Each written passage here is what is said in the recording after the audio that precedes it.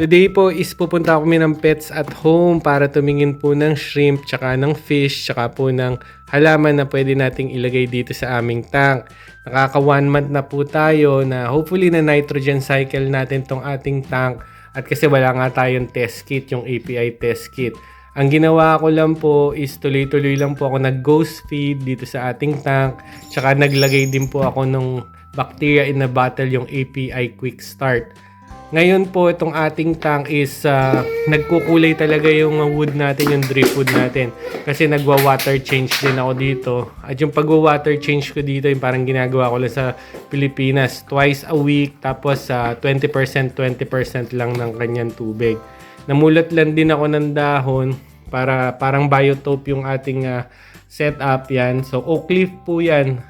At yan, mga twigs lang po na napupulot lang naman po dito sa labas. So hopefully makapaglagay na tayo ng livestock o ng halaman, tsaka ng shrimp, tsaka ng fish dito sa aming aquarium for today. Excited na kami dalawang mag-daddy. At least hindi lang aquarium na ganyan lang yung tinitingnan namin at magkakaroon na siya ng buhay din sa loob. Pets at home na tayo. Kaya tingin tayo ng isda dito. Hello. Say hi. Rabbit.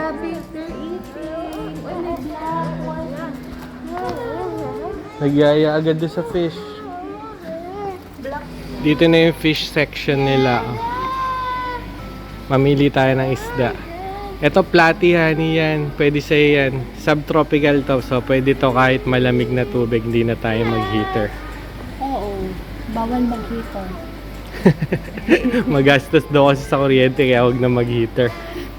Parang dito ko nakita yung shrimp. Baka doon sa likod, meron pa doon sa likod eh.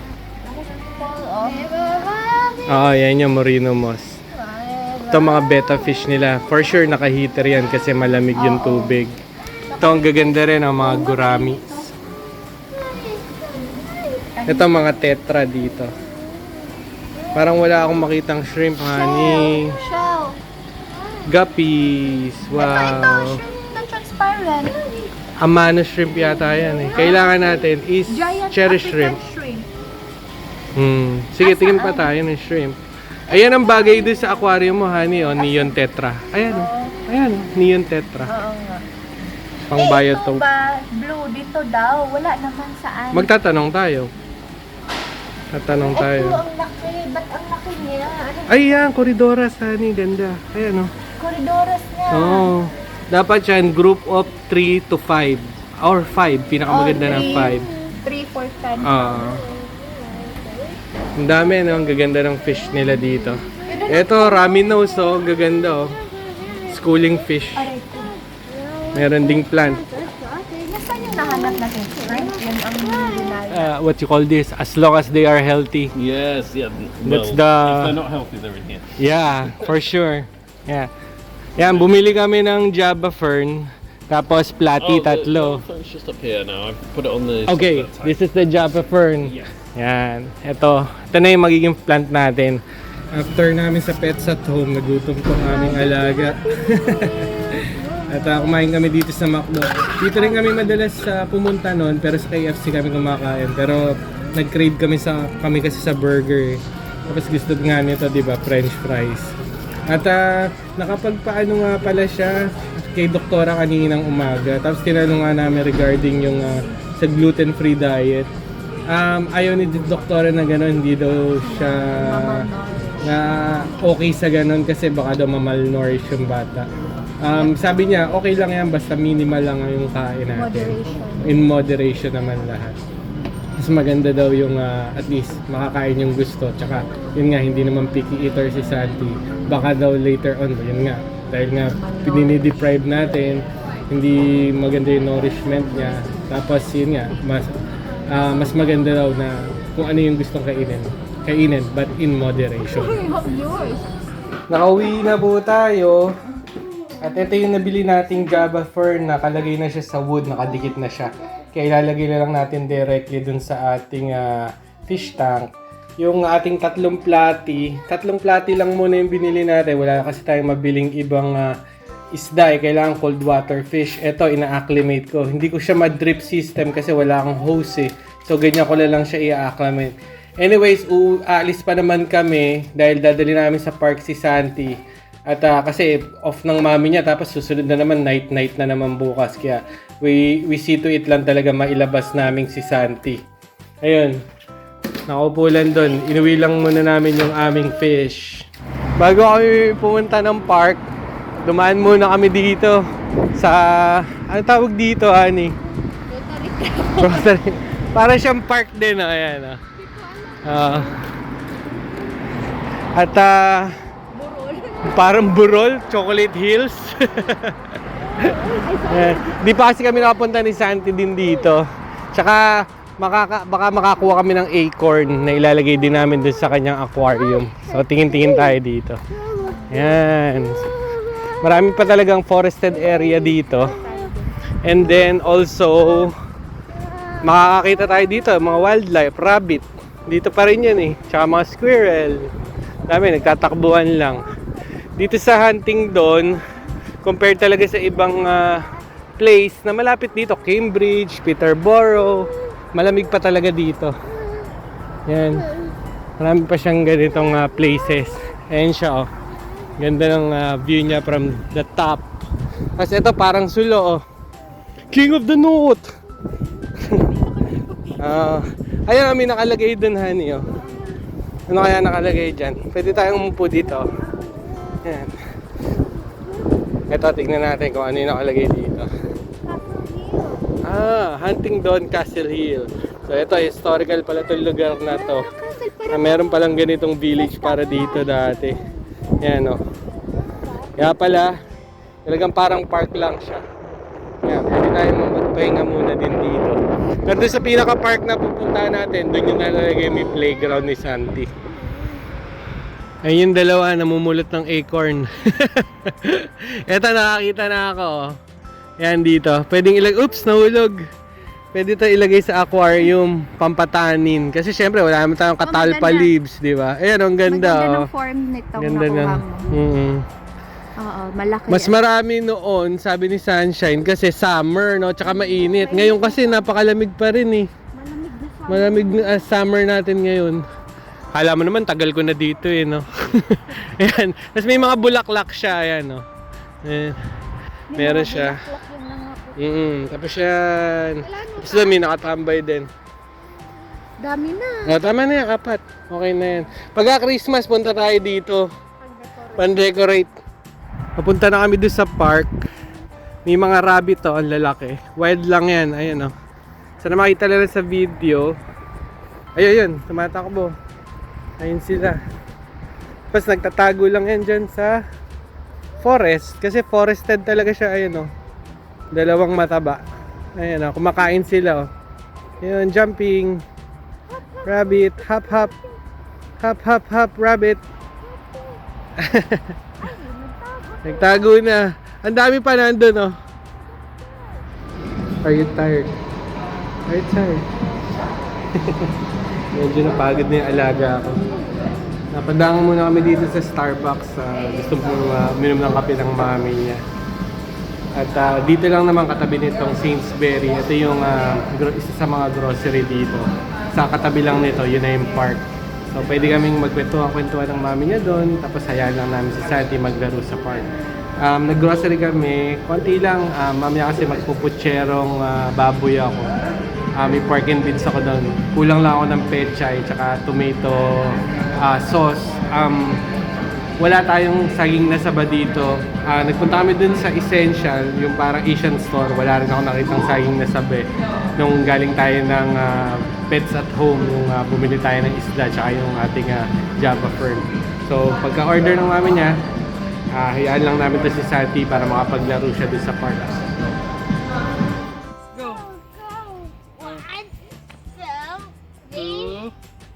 Oh. 1, 2, 3, 4, 5. Okay. How about the here? Here, Santi. Here, go there. Like that. Up. Go up here. Here.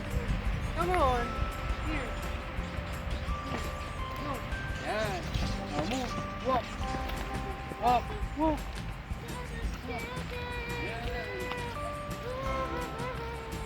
go there. There. There.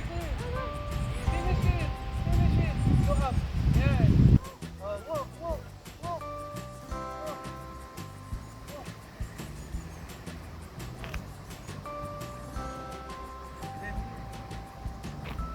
Look at where are you walking? Look at where you're walking. Ayaw tumingin. Go up. The slide. Go. Up. Go. Up. Go up. You can do it. Just be careful, ha?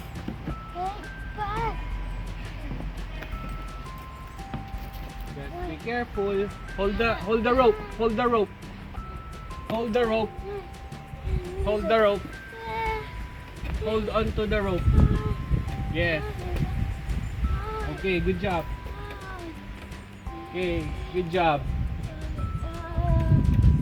Go to the slide. Okay.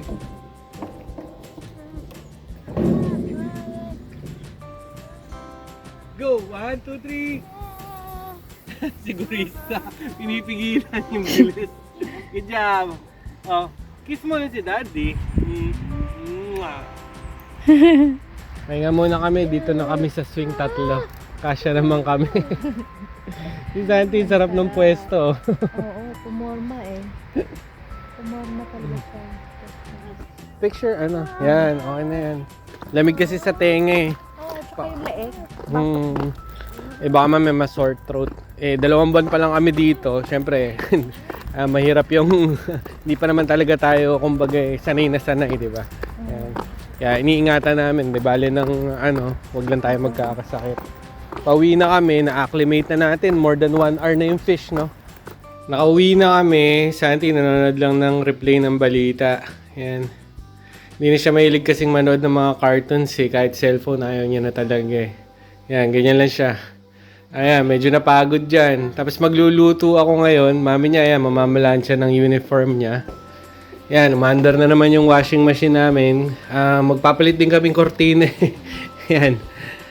Medyo maalikabok na yung kortina. Yan, may dito yung washing machine. Tapos ito yung popochero ko na merong pork and beans yan. Tapos ito, tomato paste nila to. Ganito. Tapos pechay natin ito. Tapos meron pa akong natira dito. Ayan pa siya. Tapos meron akong bell pepper dito. Parang masarap lagyan din. Tapos ito yung gulay natin. Ito. Tapos may patatas pa nga pala tayo doon.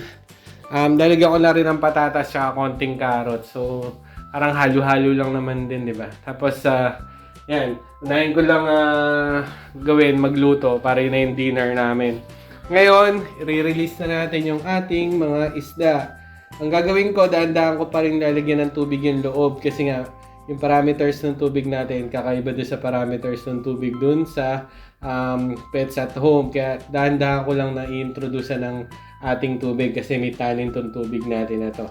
Ito yung fish food na sabi niya sa akin, okay daw itong ganito. I love fish. Ito yung pinakamura. Meron pang maraming brand dito. Tetra, Aquarian, mga ganun. Dami nilang brand dito ng mga fish food. Then ito yung napulot natin na cone. Nakalimutan ko tawag tuloy. Yan, acorn no, honey. Yan, acorn. Then lalagay lang natin dito yan sa ating tank para magpapatanin din yan. Pagka sa susunod, mamumulot kami sa Christmas, di ba? Maganda ilagay dun sa bowl. Yan. So, i-release na natin yung ating isda. Hopefully, hindi sila ma-shock. Mabuhay natin sila. Katulad sa Pilipinas, maparami din natin sila. After 30 minutes, binutasan ko lang ng konti yung ating plastic para medyo dahan-dahan lang pumasok yung tubig ng aquarium natin dun sa tubig na galing dun sa pet shop. At napansin ko naman dun sa pet shop, bago sila talaga magbenta ng kanilang mga fish, kina-quarantine nila on medication nakalagay na ganun. Tapos nandun sa side, yun nga yung kaninang pinag-uusapan namin nung nag-video ko nakasama si Dan. Yan, sabi niya naka-medication yan, tinuro niya. Kaya yung nabili natin, hindi na siya naka-medication. So ayun yung isda, lalagay natin yung ating lid para magbukas na tayo ng tubig. Ng tubig tuloy. Magbukas na tayo ng ilaw para makita na natin yung ating mga isda doon sa aquarium. Yung nilagay nating pinulot natin doon sa park na corn, acorn, ganyan yata tawag dito, basta yan. Ayan, lumutang pa siya kasi para siyang wood eh. Yan, lulutang pa yan. Pero pagka nababa dyan, sooner or later, bababa din yan. Mag-a-add din yan ng tannin dyan sa ating parang biotope tank na nga talaga siya. Yan. And then, maglalagay ako ng API Quick Start. So, yan yung ating bacteria in a bottle. At saka maglalagay ako nitong Flubal na water conditioner kasi may herbal extract siya para at least hindi ma-stress yung ating fish. Magkakaroon siya ng parang herbal dun sa kanyang scales, di ba? So, maglalagay tayo niyan. So, next vid natin ngayon, pagkalagay ko, bukas na yung ilaw. Mukhang maayos naman yung ating pag-acclimate. At yun nga, syempre, naglagay din tayo ng Flubal na water conditioner. At meron yung herbal extract para at least hindi lalo ma-stress yung ating fish. Yung ating setup, yan, simple lang naman siya, yung biotope tank. So, sana tama lang yung ginagamit kong term kasi hindi ako aquascaper. So masaya naman kami dun sa kinalabasan ng ating tank at simple lang naman siya. Yung bibiling ko nga palang liquid fertilizer, i-order ko lang sa Amazon. So hindi mo na tayo gagamit ng Seeking Flores, ibang brand yung bibili natin. Tapos mura lang siya kasi 15 pounds lang siya, tapos 1 liter na yata siya. Yun, at binasa ko naman, tapos may mga review naman, maganda naman daw yung liquid fertilizer na yun na gamitin sa tank. Yung ating Java Fern, 8 pounds lang natin nabili at nakalagay na rin siya sa driftwood. Dito kasi ang pangalan ng driftwood dito, bogwood eh. Yan, bogwood. Tag na, hindi ko na siya aalisin. Hayaan ko na lang na dyan siya, mas lumaki dyan na lang siya mag-grow. Hayaan ko na siya dyan. At konti lang naman yung plants natin. Yan lang naman Java Fern eh. So okay na yan. Yan lang yung plants natin. Yan lang naman yung bubuhayin natin ng fertilizer. Unfortunately, hindi tayo nakabila ng shrimp. At yun nga, sa may St. Ives pa. At magbabas pa kami para lang pumunta doon eh. Tsaka hindi ko alam kung saan doon yung ano tawag dito, yung pet shop doon. Pero doon daw talaga may Neo Caradina shrimp o yung cherry shrimp na blue, red, yellow, orange. Marami kasing kulay yan eh. Maganda kasi may shrimp sana din tayo, di ba? Diyan sa ating tank. Titingin din ako online, baka pwede tayo makabili lang din online. At meron dito yung Etsy tsaka yung eBay. At ibablog ko na lang sa inyo, pakita ko sa inyo if makabili tayo ng ating shrimp. Yan. Salamat po nga pala sa panonood po dito sa vlog po namin ng anak ko na si Santi. At yan po, nag-aquarium ulit kami dito dahil yun nga, hobby namin din sa Pilipinas. Tapos nag-enjoy kami. Kung baka form of bonding na lang namin ng anak ko, di ba? Yan, alam niyo naman ako, may autism. So, inintroduce ko lang siya sa mga bagay-bagay para at least maging independent siya. Tsaka malaki kasing tulong ng aquarium eh. Siya yung nagpapakain, so nagkakaroon siya ng chores, di ba? At yun nga, kahit din ako naglilinis dito, bibigyan ko yan ng walis, magwawalis eh. Yung mga ganun lang ba? Yun, yung pagka dinadala namin din siya sa park pagka hindi busy yung mami niya. Bukas night duty nga yung mami niya, pero magpa-park pa rin kami, sabay-sabay kami lalabas. Kaya lang mami niya, on the way going to hospital kami, babalik lang kami dun sa park. Yan. So, salamat nga po pala sa panonood po sa vlog channel. At keep safe po tayo dyan sa Pilipinas. Hanggang sa next vlog na lang po.